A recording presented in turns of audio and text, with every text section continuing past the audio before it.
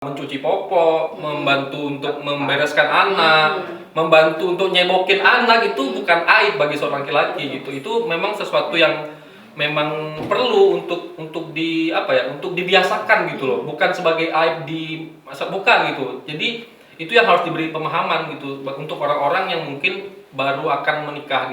Saya ingin menanamkan bahwa anak saya itu sebelum dia mengenal laki-laki lain, ada laki-laki yang dulu menyayangi dia gitu. Aduh, mau nangis pula aku jadi. Kayak gitu sih kira-kira. Ayah hebat, bayar zakat dong. Sekaligus ya. Ramah.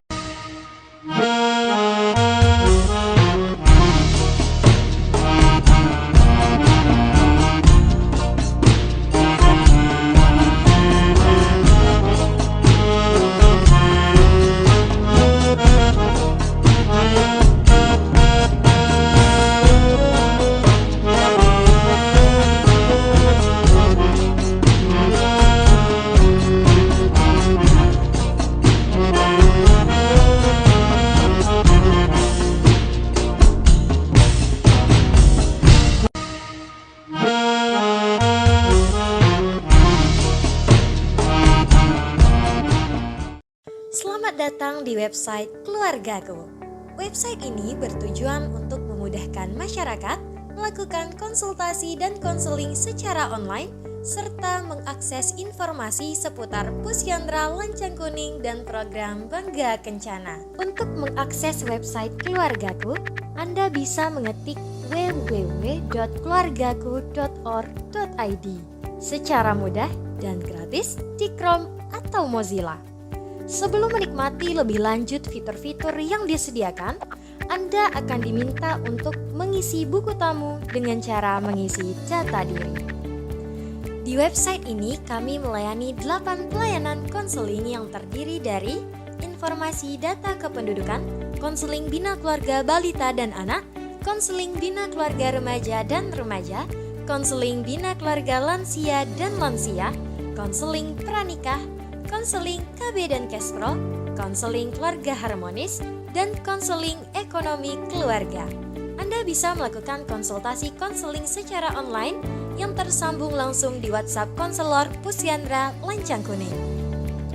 Nikmati fitur-fitur yang ada di website Keluargaku yang berisi seputaran informasi Pusyandra Lancang Kuning, kegiatan, e-book, dan video materi Bangga Kencana. Ngabuburit bersama Satya Gatra. Assalamualaikum warahmatullahi wabarakatuh. Selamat datang pada podcast kita pada hari ini, yaitu Ngabuburit bersama Satya Gatra. Hari ini saya kedatangan tamu yang spesial, 2 orang ayah hebat, yaitu Pak Helmi dan Pak Ilham. Oke, Pak Helmi, silakan perkenalkan diri. Saya Helmi. Terima kasih, dan kita hari ini akan ngobrol bareng tentang satu tema yang baik ya, yang suci ya. Apa sih Bu temanya ya? Tema kita pada hari ini yaitu peran ayah dalam tumbuh kembang anak. Oke. Silakan Bang Ilham. Ya, perkenalkan saya Ilham. Di sini saya masih newbie ya sebagai seorang ayah nih kayaknya, Kak. Karena Bang Henry lebih senior. Oh iya. Anggotanya udah 3, saya masih 1. Jadi mungkin nanti bisa dikulik lebih banyak dari dia aja. Iya. Oke. Itu ya. Oke.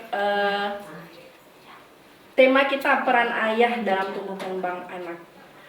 Menurut Pak Helmi, Ya. Sosok ayah menurut versinya Pak Helmi itu seperti apa? Oke, yang pertama ayah itu harus laki-laki. Jangan dong. Itu laki-laki dong.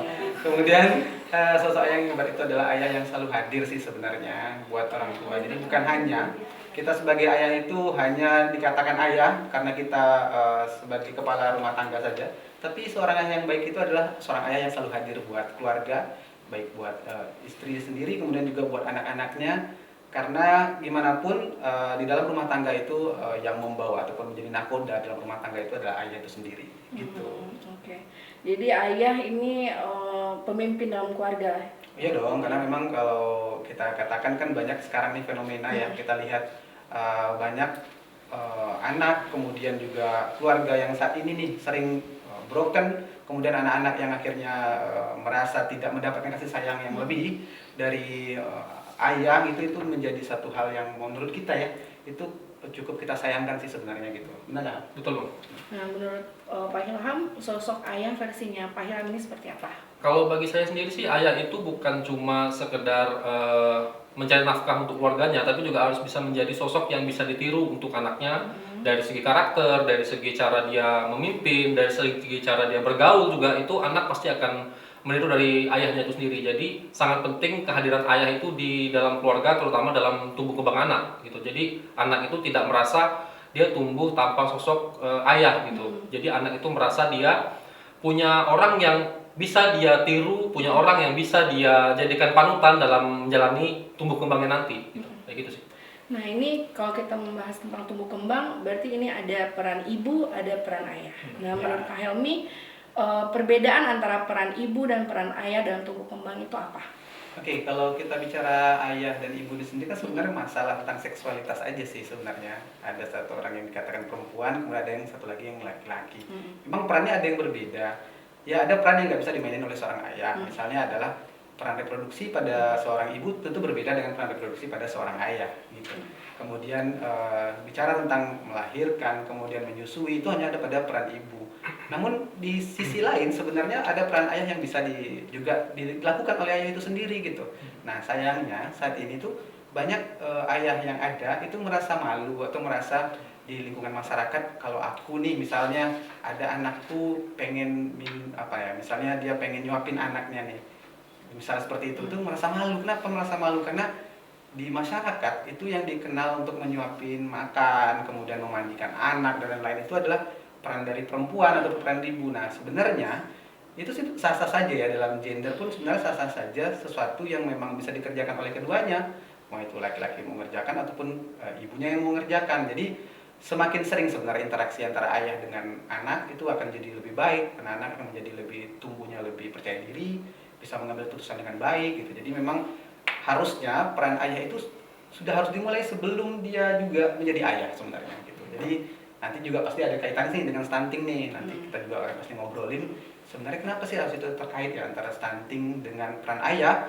sebelum dia menjadi ayah. Nah, tentu ini harus juga udah dipikirin dari awal-awal bagaimana khususnya remaja juga. Nanti kan sebelum menjadi ayah tentu dia jadi remaja, dia tahu dulu nih, sudah bisa mempersiapkan diri dulu untuk menjadi nanti akan menjadi orang tua yang hebat itu seperti apa gitu. Gitu. Jadi bedanya antara laki-laki dan perempuan itu hanya pada kasus-kasus terkait reproduksi saja kalau menurut saya ya. Tidak harus kita bicara tentang laki-laki dan perempuan itu dibedakan. Saat ini ayah nggak boleh nggak boleh nyuci pakaian, nyuci popok segala macam itu ayah nggak boleh. Itu salah sih sebenarnya di masyarakat. Udah saatnya tuh laki-laki itu hadir di dalam keluarga, tidak hanya melengkapi ya. Gitu. Kalau menurut Pak Ilham? Kalau bagi saya sendiri sosok ayah itu sangat penting ya bagi bagi anaknya sendiri. Kebanyakan sekarang orang tua itu betul yang dikatakan Bang Helmi tadi, kebanyakan laki-laki atau ayah itu merasa gengsi terhadap anaknya sendiri, padahal dia mempunyai rasa cinta yang terhadap anaknya, namun dia kebanyakan gengsi gitu untuk menunjukkan rasa sayangnya itu, karena takut dibilang ternyata punya udah beda nih, udah punya anak sekarang udah nggak berwibawa lagi gitu, mainnya sama anaknya gimana gitu, ya takut mengekspresikan cintanya gitu loh. Tapi menurut saya itu sangat penting dilakukan oleh ayah, karena apalagi saya sendiri punya anak perempuan ya gitu, jadi saya ingin menanamkan bahwa anak saya itu sebelum dia mengenal laki-laki lain, ada laki-laki yang dulu menyayangi dia gitu. Aduh, menangis pula aku jadi. Kayak gitu sih kira-kira. Cinta pertama ya. Anak perempuan. Ayahnya dong gitu. Jadi butuh juga peran ibu dan ayah ini bekerja sama ya dalam pertumbuh kembang anak ya. Oke. Kemudian yang seperti Pak Helmi bilang tadi, itu akan nanti ada ujungnya ke pencegahan stunting. Nah, berarti sejak kapan kita mulai peran ayah ini dalam keluarga? Ya kalau bicara stunting ya memang kita saat ini ya memang booming banget ya stunting, dan banyak sekali program-program pemerintah, program-program swasta yang memang fokus juga kepada stunting ini. Karena bicara stunting ini kan bicara masa depan bangsa sebenarnya. Bicara tentang masa depan anak-anak kita juga sebenarnya, pada saat nanti dia bisa nggak sih bersaing secara baik gitu dan di masa depannya gitu. Nah memang bicara tentang stunting ini, khususnya bicara tentang ayah tadi, harusnya memang informasi mengenai stunting ini sudah harus didapatkan lebih dini, lebih cepat, kepada remaja sih sebenarnya. Jadi makanya kan kebanyakan tuh kayaknya fokusnya sering ke perempuan gitu kan, kayak pemerintah boleh tambah darah gitu-gitu ya, edukasi tentang reproduksi kepada perempuan. Tapi jangan pernah ditinggalkan juga peran laki-laki ini sebenarnya, karena laki-laki itu sangat berperan banget nanti pada saat dia menjadi ayah itu sendiri. Pada saat dia menikah, dia memutuskan untuk menikah, maka sebenarnya laki-laki itu juga kan sudah harus mengetahui nih, dengan kita tahu ya, kayak kita sekarang udah ada aplikasi kan ya, aplikasi yang harus diisi yang memang berkaitan dengan itu.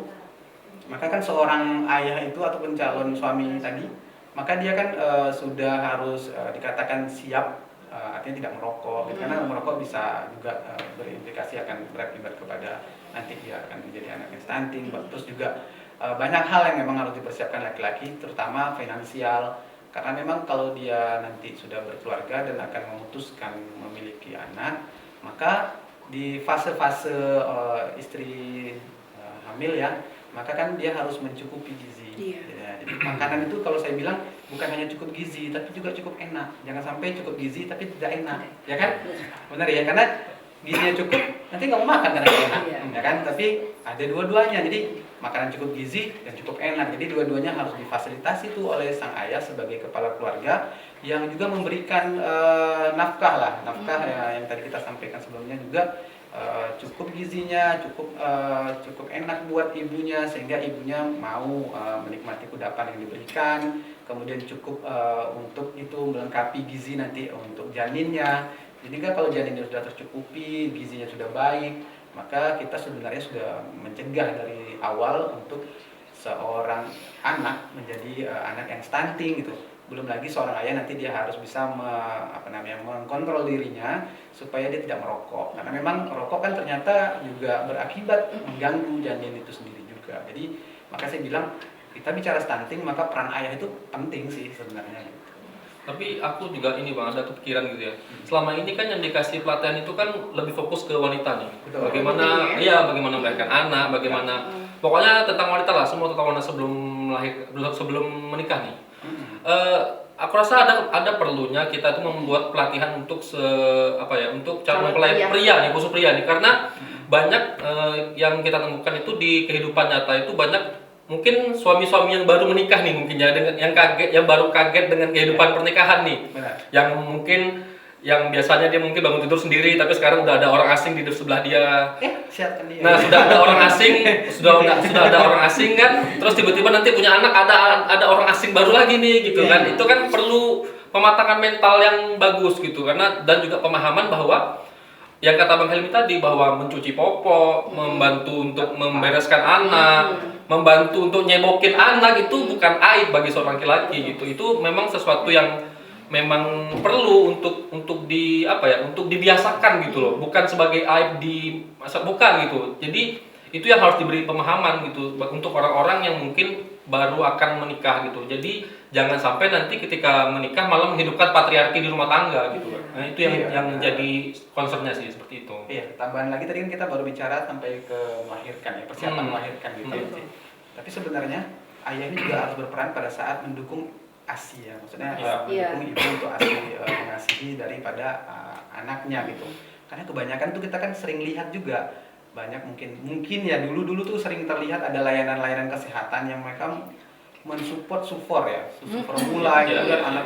Nah ini kalau suaminya itu nggak paham gitu, maka dia akan langsung serta-merta kata nggak apa-apa dikasih sufor aja gitu.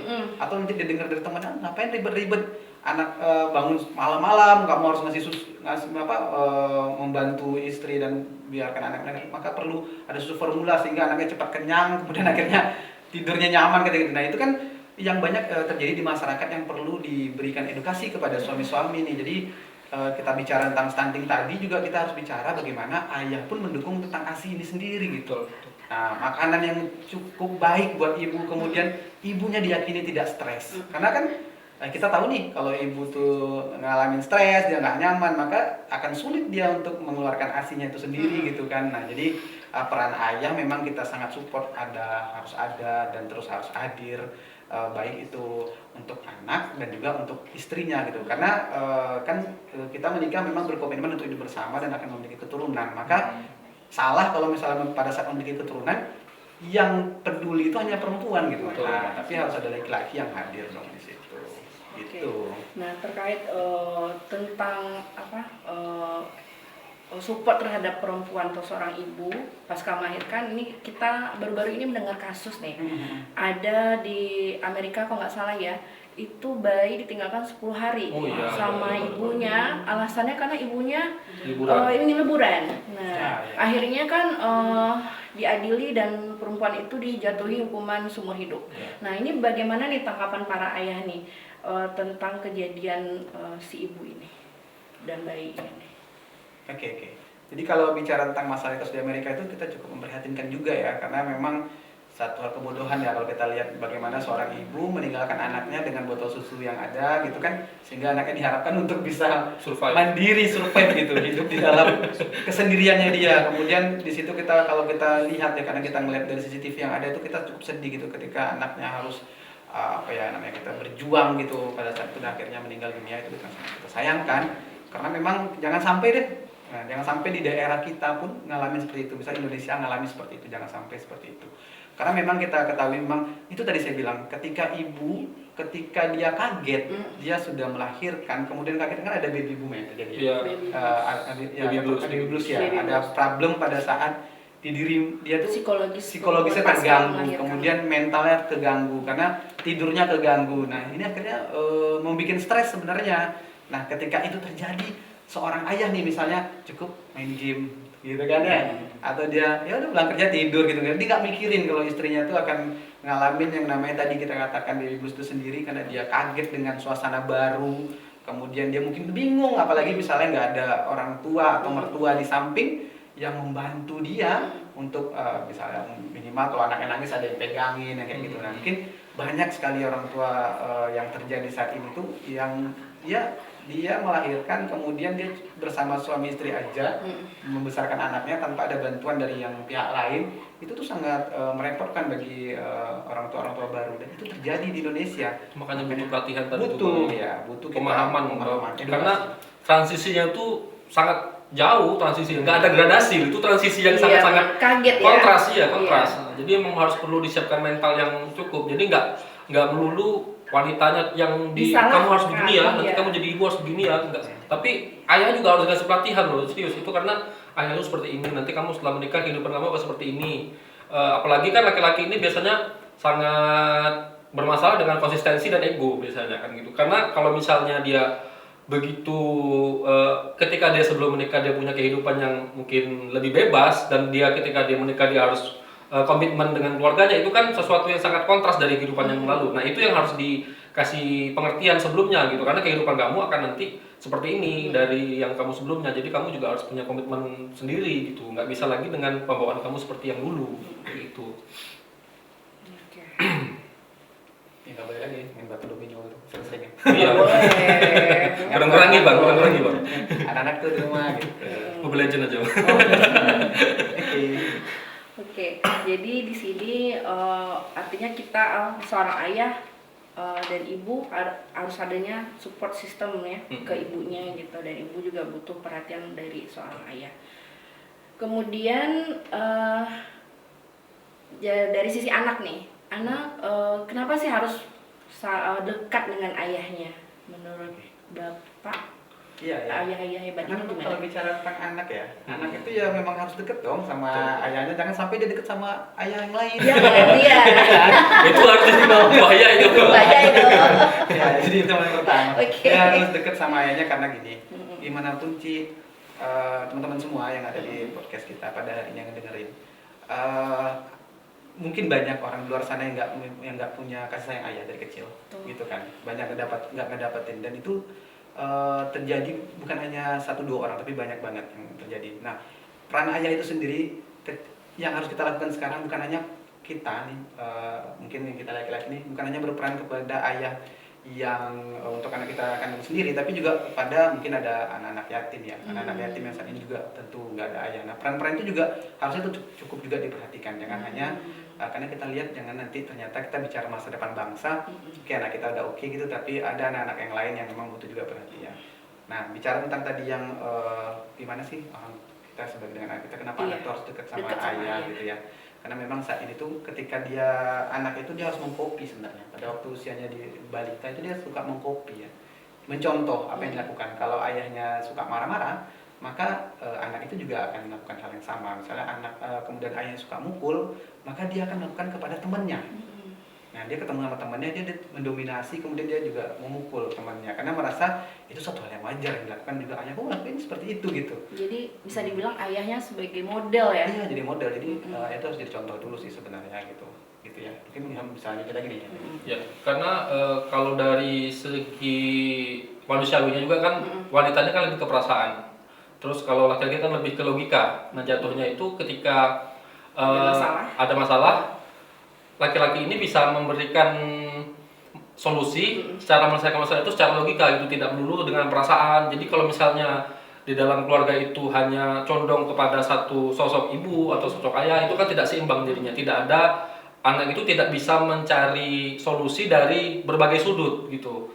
Banyak anak-anak yang mungkin di keluarganya itu sosok ayahnya kurang berpengaruh, atau mungkin ayahnya yang cuek gitu ya, yang tidak terlalu memperhatikan anak. Pasti lebih banyak anak itu bermasalah dari segi dia mengambil memecahkan masalah. Dia pasti akan cenderung untuk mengambil jalan pintas dalam menyelesaikan masalah gitu, karena dia tidak dipikirkan secara logika bagaimana step-step dia ketika dia mendapatkan masalah, bagaimana cara dia nge-solve masalah itu gitu. Jadi dia hanya mementingkan bagaimana masalah ini akan selesai cepat gitu, tidak bisa tidak mementingkan proses gitu loh. Jadi itulah pentingnya ayah di kehidupan anak gitu. Jadi ayah bisa mengajarkan bahwa setiap masalah itu harus ada solusinya, dan solusinya itu ada prosesnya gitu, tidak bisa langsung selesai gitu. Jadi itulah pentingnya sosok ayah itu di pertumbuhan anak.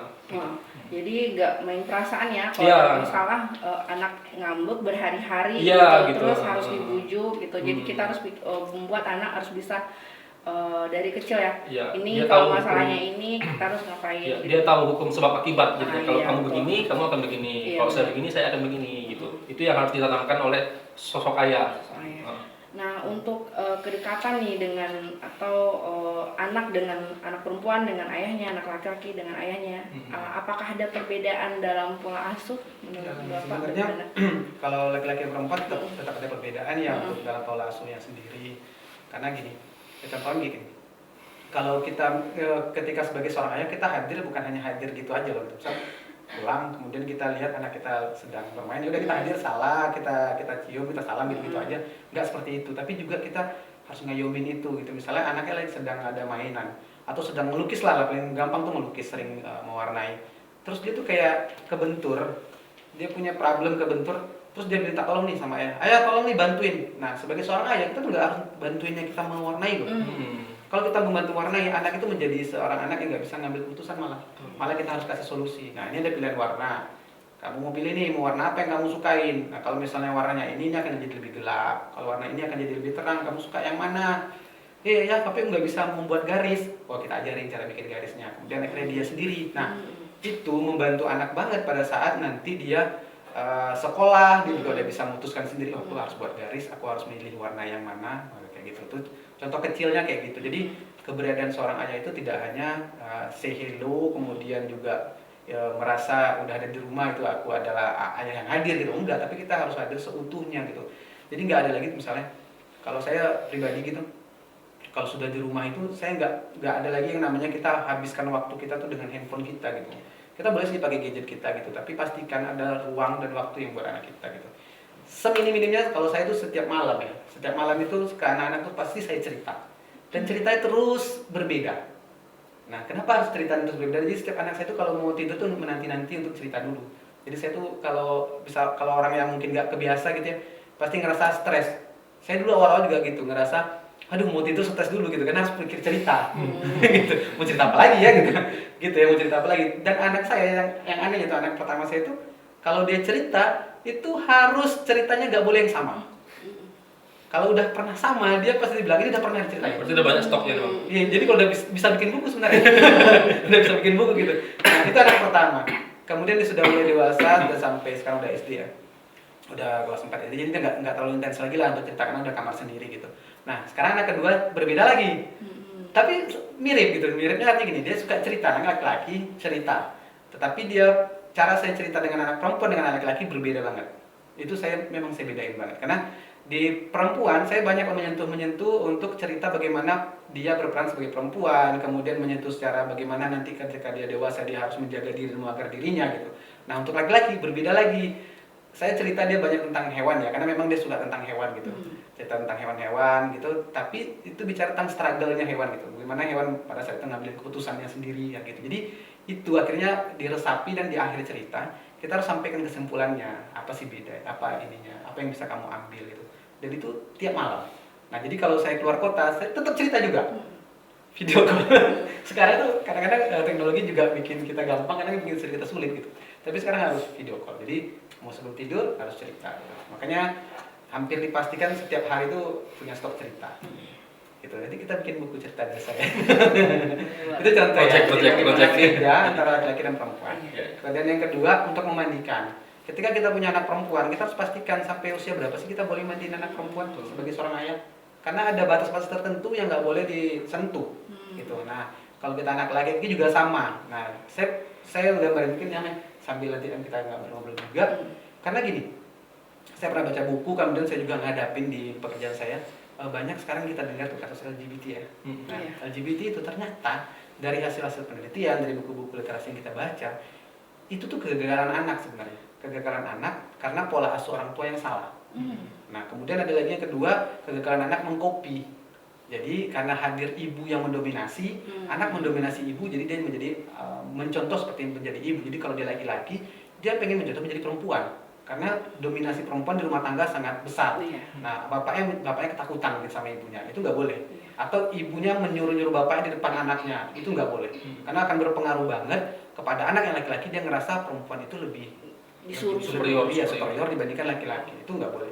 Karena ada beberapa suku ya di wilayah kita tuh mungkin laki-lakinya tuh agak kalem gitu kan, tapi kalau misalnya suku yang lain ada yang keras gitu kan, itu agak terjadi perbedaan. Jadi hal-hal kayak gitu yang saat ini tuh kayaknya banyak orang yang nggak tahu, kemudian merasa itu satu hal yang biasa, ternyata itu efeknya panjang loh. Ketika anaknya akhirnya salah kopi, kemudian dia akhirnya memilih, akhirnya dia menyukai sama jenis yang lain, itu terjadi. Dan itu sangat kita nggak harapkan ya teman-teman ya.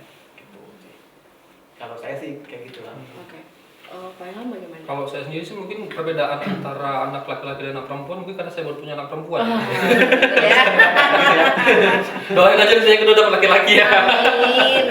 Nah, jadi usaha. Ya mungkin secara umumnya aja ya, anak itu kan suka dilibatkan. Jadi usahakan setiap apapun yang kita lakukan itu libatkan mereka gitu. Jadi ketika mereka terlibat dengan apa yang kita lakukan, mereka bisa sambil bermain dan juga bisa sambil belajar juga. Terkadang banyak orang tua yang mungkin karena pekerjaannya digangguin sama anaknya atau mungkin ingin cepat selesai, jadi ketika anaknya nimbrung, nanti aja, udah nggak usah, biar ayahnya gitu. Itu kan hal yang tidak baik sebetulnya, karena pada saat itulah proses anak itu mengkopi nih kebiasaan baik orang tuanya. Mungkin orang tuanya lagi bersih-bersih, dia ingin ikut membantu, ya udah biarin aja gitu. Walaupun nanti kita mungkin sapu ulang ya, nggak masalah juga. Yang penting dia sudah mengkopi hal ini sebagai prinsip yang akan dia terapkan ke depannya gitu. Jadi ketika nanti dia sudah besar, ketika kita malah ingin menyuruh dia gitu, dia nggak berat nih, justru dia sudah dari kecil aku udah bantuin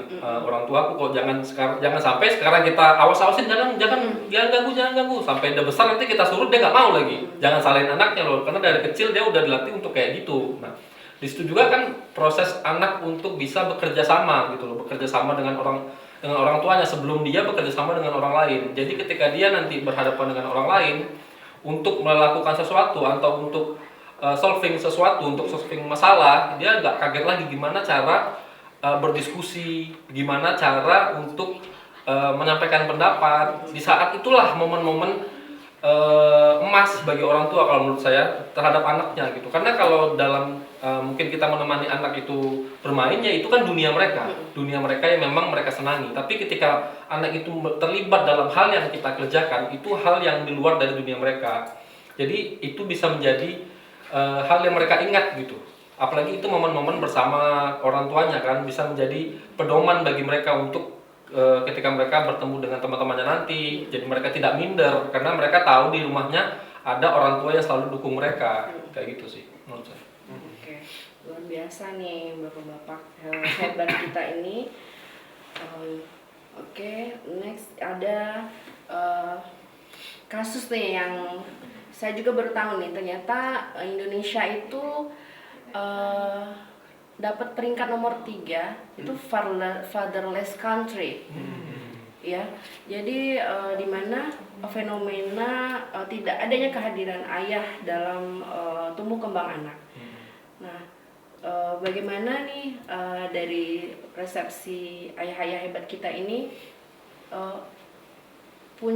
kenapa kita bisa menjadi dijuluki negara fatherless country ini? Kalau menurut saya ada satu faktor yang mungkin jadi faktor penyebabnya itu sendiri ya. Iya. Mungkin karena sosok laki-laki ini dari keluarganya sebelumnya itu sudah dididik seperti itu. Jadi mungkin orang tuanya laki-laki ini menganggap bahwa laki-laki itu di luar, laki-laki itu jangan mengerjakan pekerjaan dapur, laki-laki itu jangan ngurusin anak, itu urusan perempuan, kamu tuh di sana gitu, itu jangan kamu. Nah, jadi itu terbawa juga ke sosok laki-laki itu sendiri. Jadi asas patriarki itu sudah ada ditanamkan dari orang tuanya sebelumnya, dari orang tua laki-laki itu sendiri gitu kan. Jadi ya mau tidak mau akhirnya itu terlibat juga ke rumah tangga gitu, sehingga dia menganggap bahwa ya udah aku dulu diajarinnya kayak gini kok, aku dulu nggak pernah masuk ke dapur kok, aku nggak pernah gini-gini.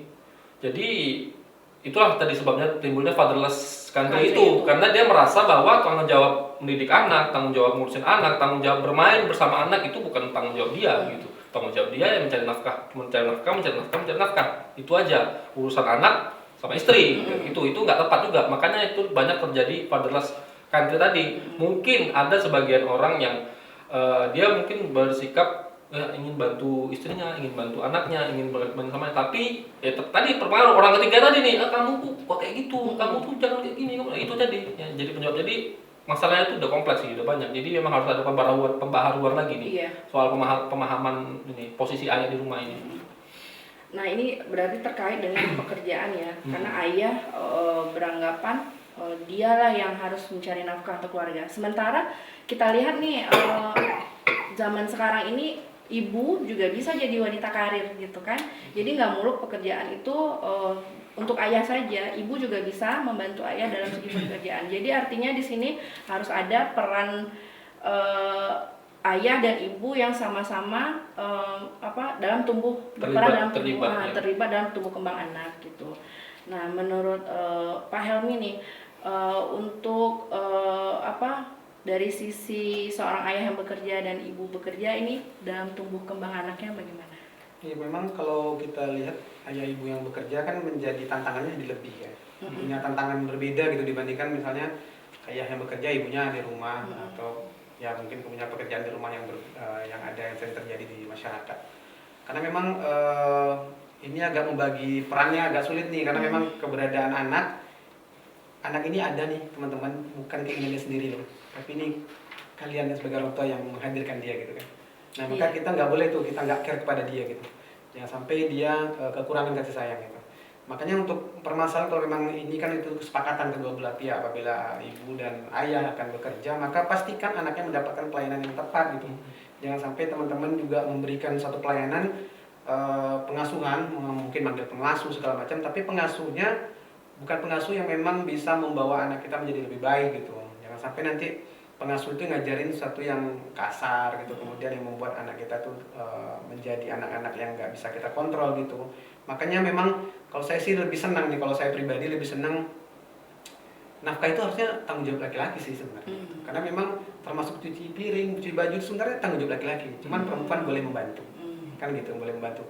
Nah, kalau kita misal sayang sama istri kita itu tanggung jawab kita nih untuk mencuci segala macam. Kita sayang sama istri kita, maka belikanlah mesin cuci, kan gitu kan. Dia membantu kita, maka dipermudahkan membantunya gitu. Dan sebenarnya di dalam hal memang pekerjaan itu, kalau memang saat ini ya kita lihat saat ini tuh memang problemnya memang banyak, yang ya faktor ekonomi yang memang sulit, yang kemudian akhirnya harus kedua-duanya. Maka harapannya adalah ya tadi saya tetap kembali lagi ke komitmen keduanya, bagaimana anak yang memang dia seorang lain, tapi jangan sampai nanti di hari-hari libur kita nggak hadir gitu. Jadi pastikan ya udah, kalau memang di hari Senin sampai Jumat di siang sampai sore ya gitu. Malam Maka ya malam tuh harus hadir untuk anak kita. Jangan nanti karena kita udah capek terus kita juga melampiaskan. Seringnya tuh orang tua tuh melampiaskan masalah dia di kantor, masalah di tempat kerjaan.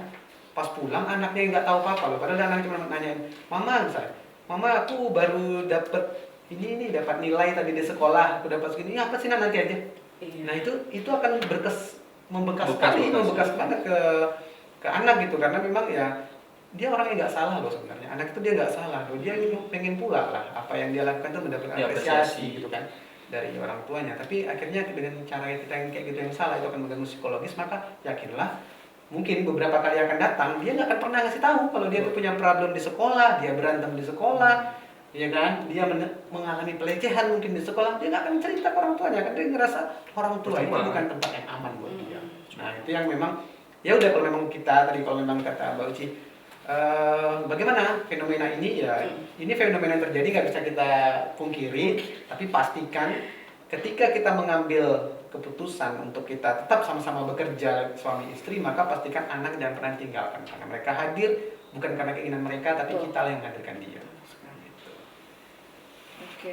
Kemudian apa dampaknya anak tidak dekat nih kepada ayahnya?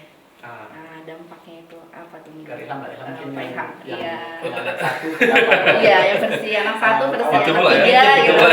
Kalau banyak ya. Mungkin kalau kita bisa lihat dari kasus-kasus banyak lah ya, yang mungkin orang tua yang apa ya, anak yang tidak dekat dari ibunya, atau mungkin anak yang tidak dekat dengan ayahnya, itu pasti banyak masalahnya lah. Salah satu contoh mungkin anak yang mungkin sosok ayahnya tidak hadir di rumah itu, anak itu mungkin akan lebih apa ya, cengeng gitu, juga akan lebih tidak tahan banting karena dia tidak punya sosok yang mengajarkan dia untuk tahan banting, tidak punya sosok yang mengajarkan dia untuk bisa fight gitu. Sementara kalau anak yang mungkin, apalagi cenderung kalau anaknya itu laki-laki ya, yang dia tidak punya sosok ayah untuk ditiru, itu akan lebih parah lagi karena dia tidak punya sosok yang mungkin menjadi panutan dia nih. Saya besar ingin jadi seperti apa, saya besar ingin menjadi ayah saya gitu. Dan kalau untuk anak perempuan juga, kalau untuk tidak ada ayah, tidak ada hadirnya ayah, dia akan mencari ayah-ayah lain nanti di kemudian hari gitu kan, yang mungkin tidak kita harapkan gitu, yang ketika dia kecil dia tidak mendapatkan kasih sayang, namun ketika dia sudah beranjak dewasa dia menemukan kasih sayang itu dari orang lain. Nah itu yang sangat kita tidak harapkan kan. Dan mungkin itulah yang bisa jadi salah satu bibit penyimpangan seksual tadi, dari laki-laki maupun dari perempuan, yang dari orang tua yang tidak hadir di kehidupan mereka saat kecil itu. Dari traumatis masa kecil juga bisa terjadi seperti itu sih. Dan mungkin dari Bang Hilmi tadi kan yang ngomongin apresiasi ya, apresiasi terhadap anak. Saya rasa itu apresiasi terhadap anak itu sangat-sangat penting ya, karena banyak orang tua ini yang sangat pelit sekali untuk ngasih apresiasi ke anaknya.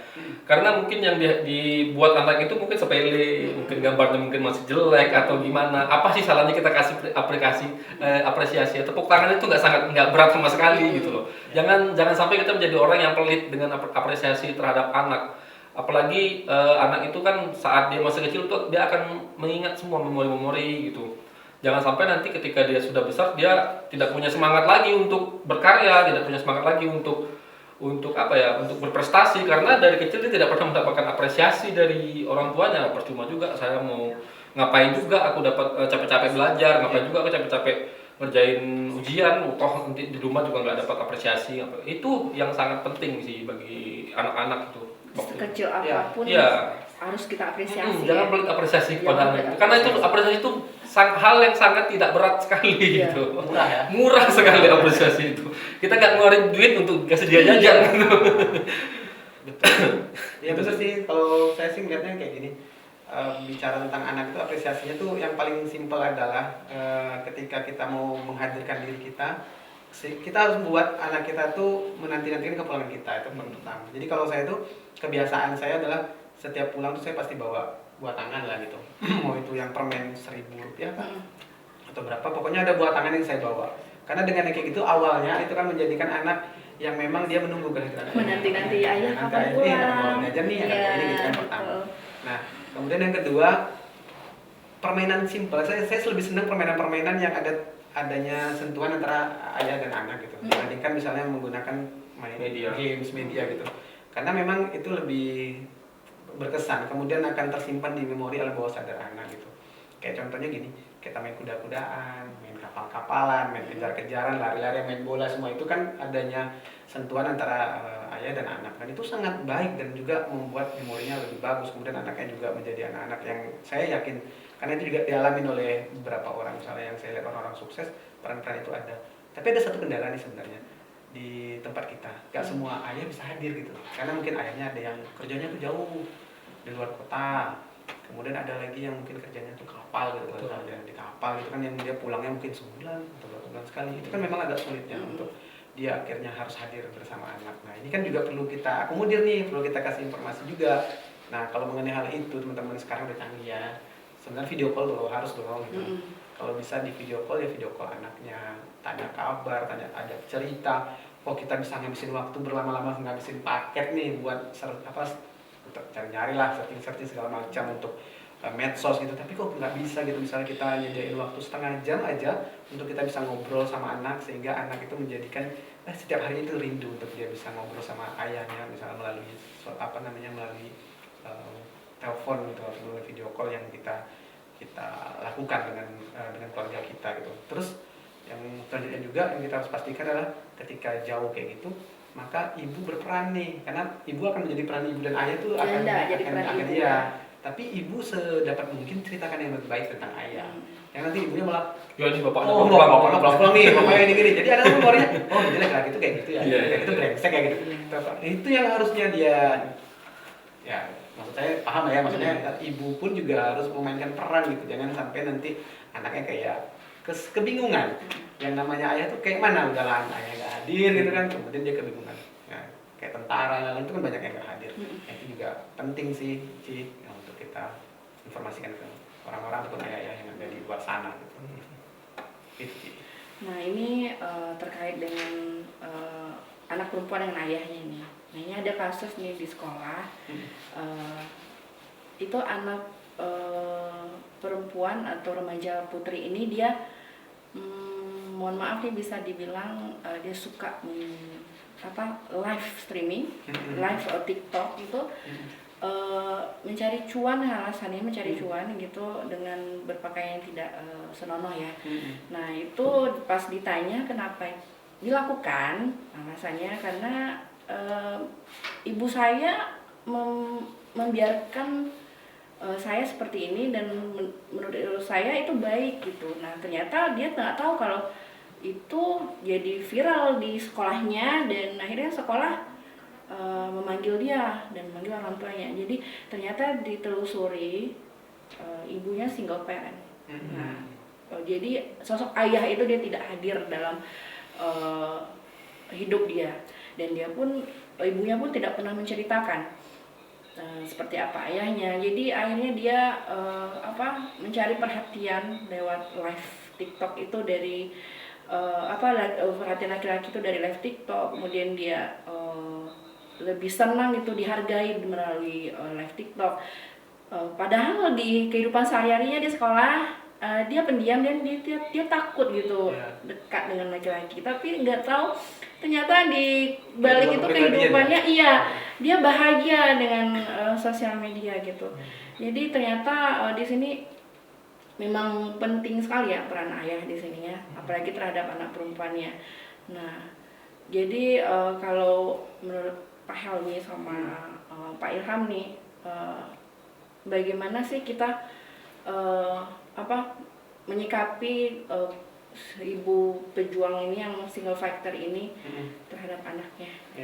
Single parent sih berarti. Single parent itu ya, kalau kita bilang ya saya juga tuh single parent ibuku. Dari kecil aku juga single parent. Ternyata kehadiran itu nggak ada, tapi memang kehadiran ayah itu bisa didapatkan dari paman, dari kakek kita yang memang dia hadir gitu. Nah ini yang memang ya kalau saya ngalaminnya kayak gitu, tapi mungkin yang lain mungkin nggak beruntung kayak tadi ceritakan Mbak Uci, mungkin nggak seberuntung itu gitu. Tapi nggak ada paman yang kayak pula, nggak ada satupun laki-laki hadir. Tapi tidak harus laki-laki sebenarnya teman-teman, bapak ibu yang mendengar podcast pada hari ini, itu tidak harus laki-laki dalam bentuk wujud laki-laki sih yang hadir, tapi peran itu yang harus hadir sih sebenarnya. Kalau ibunya memerankan sebagai ayah nggak ada salahnya juga sebenarnya. ya kan, artinya ada aturan yang dibuat di rumah. Kemudian sebenarnya dimulai dari bagaimana anak itu dari kecil itu memang mulai dari kita mendidiknya adalah mengayomi, mendidik, dan pendidikan agama itu menjadi satu hal yang penting. Karena kalau kita udah dapetin pendidikan agama dari kecil, dan itu saya ataupun orang-orang lain juga pasti ngerasain, kita tuh kalau mau lakuin suatu hal yang memang negatif tuh kayak kita ada filter sendiri gitu, kayak ngerasa sinyal, ini nggak benar gitu. ada sinyal, iya, ada sinyal sendiri, dan kita ngerasanya kayak berat gitu. Nah itu ada di diri kita gitu, dan itu ternyata membentengi banget pada diri kita. Makanya memang agama itu menjadi sangat nomor satu sebenarnya. Seperti dilakukan penanaman agama, makanya ada 8 fungsi keluarga kan. Nah 8 fungsi keluarga itu kan harus dijalankan gitu ya. Fungsi-fungsinya semua mulai dari fungsi agama, fungsi pendidikan itu harus dapat. Jadi seluruh 8 fungsi keluarga yang ada di 8 fungsi keluarga itu harus dijalankan oleh kedua pihak, baik itu ibu maupun ayah. Tapi kalau nggak ada ayah, ya ibu dong ini menghadirkan itu dengan metode yang memang sekarang udah canggih lah, semua bisa dibaca, kita bisa cari, searching segala macam, dan bisa dapat informasi yang baik gitu. Ya, jadi dia bisa. Dan kalau memang bingung juga, kita punya tempat konsultasi namanya Satya Gatra. Gitu ya. Jadi silakan aja dong datang ke BKKBN. Kita buka tiap hari ya, Bu Cia. Jadi setiap hari itu maksudnya hari kerja. Jangan hari Sabtu, hari Minggu. Nanti admin kita Mbak Aziza nanti nggak bisa balik gitu kan. Sabtu Minggu harus hadir. Jadi Senin sampai Jumat bisa hadir di Satya Gatra, dan juga ternyata Sabtu Minggu aku punya masalah di hari Sabtu Minggu, tenang aja, kita punya web yang namanya Keluargaku. Sehingga nanti pada saat Bapak Ibu, teman-teman yang ngeliat podcast ini punya masalah tapi aku pengen cerita, nggak mungkin dong sekarang aku gatal, aku garuk hari Senin gitu kan, nggak mungkin gitu ya. Ya kan gitu ya, garuknya hari Minggu nih gitu, gatalnya hari Minggu. Jadi memang kalau ada problemnya hari Minggu silakan aja, bisa chat kok, langsung live, langsung ke WhatsApp-nya. Konselor kita tinggal pilih tuh mau cerita tentang apa gitu. Nanti kita hal lebih mengenalin kita sebagai admin juga, jadi bisa kenalin di mana-mana aja. Jadi nanti bisa chat langsung live kepada yang bersangkutan. Jadi kamu nggak perlu bingung, nggak perlu takut lagi, dan itu semua gratis, nggak perlu dipungut bayaran. Kamu cuma perlu butuh paket di diri kamu aja, gitu kan? Kalau nggak ada paket ya nggak bisa gitu. Jadi itu, jadi sekarang udah banyak tempat. Jadi di akhir mungkin nanti sesi ini mungkin ya itulah pesan saya. Kalau memang punya masalah jangan dipendam di dalam diri kita sendiri, karena itu akan menjadi nanti akan menjadi bom di dalam diri kita sendiri, yang pada saat dia meletus itu kita nggak tahu kita harus mau ngapain gitu. Nanti takutnya kejadiannya sama kayak di Amerika itu, karena bom waktu akhirnya stres berat dan akhirnya anak itu meninggal.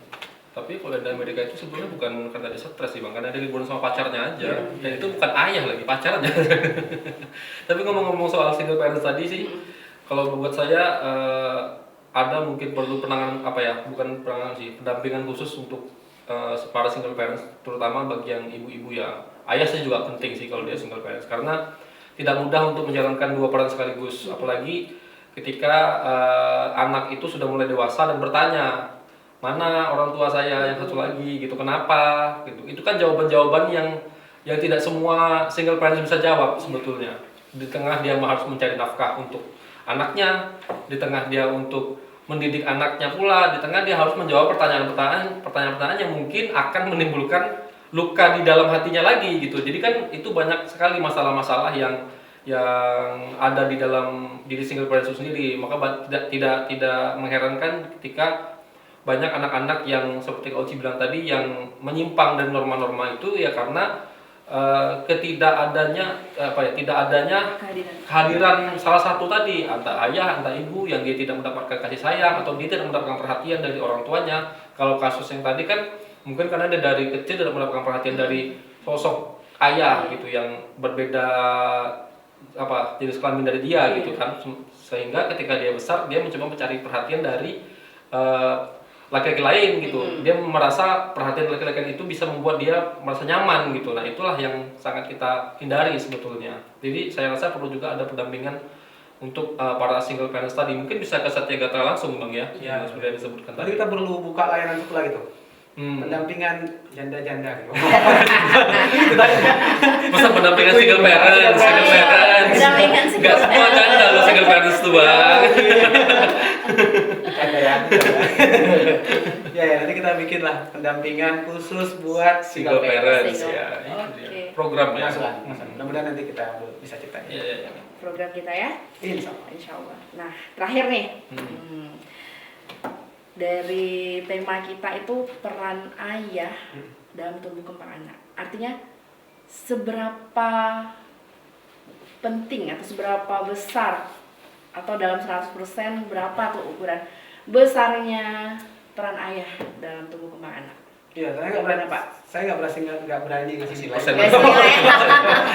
Nanti masalah nih ya, Iya. kalau kasih nilai ya. Jadi yang paling penting peran ayah itu sangat besar.